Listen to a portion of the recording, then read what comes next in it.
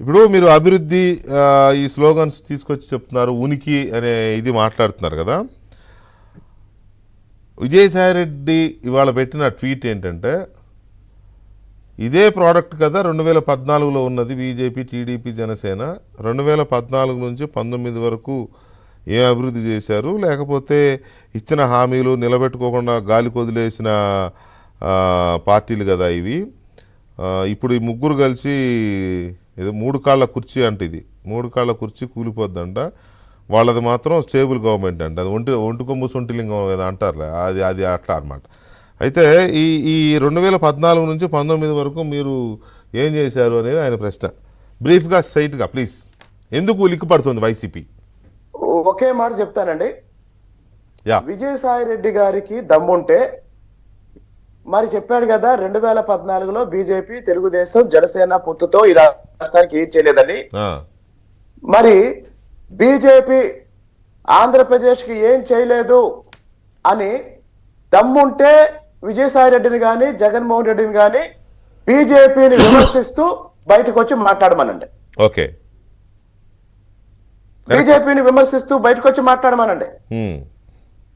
ఇప్పుడు ఆయన పెట్టిన ట్వీట్ ఏదైతే ఉందో, పార్లమెంటులోనైనా నడి రోడ్డు మీదైనా రేపు పొద్దున జగన్మోహన్ రెడ్డి సభల్లోనైనా సరే, నరేంద్ర మోడీ ఆంధ్రప్రదేశ్కి ఏం చేయలేదు కాబట్టి రాష్ట్రానికి రావడానికి వీల్లేదు అని జగన్మోహన్ రెడ్డి చేత చెప్పించమనండి,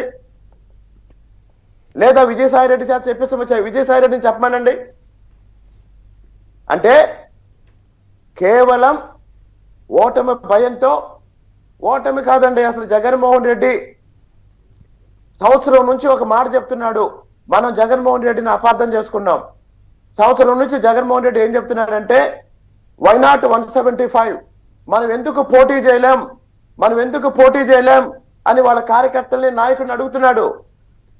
మనకు అర్థం కాక మనం వేరుగా మాట్లాడుకున్నాం. ఈ రోజు జగన్మోహన్ రెడ్డికి అభ్యర్థులు దొరకటం లేదు. 175 నియోజకవర్గాల్లో అసెంబ్లీకి అభ్యర్థులు లేరు. 25 లోక్సభ నియోజకవర్గాల్లో అభ్యర్థులు లేరు.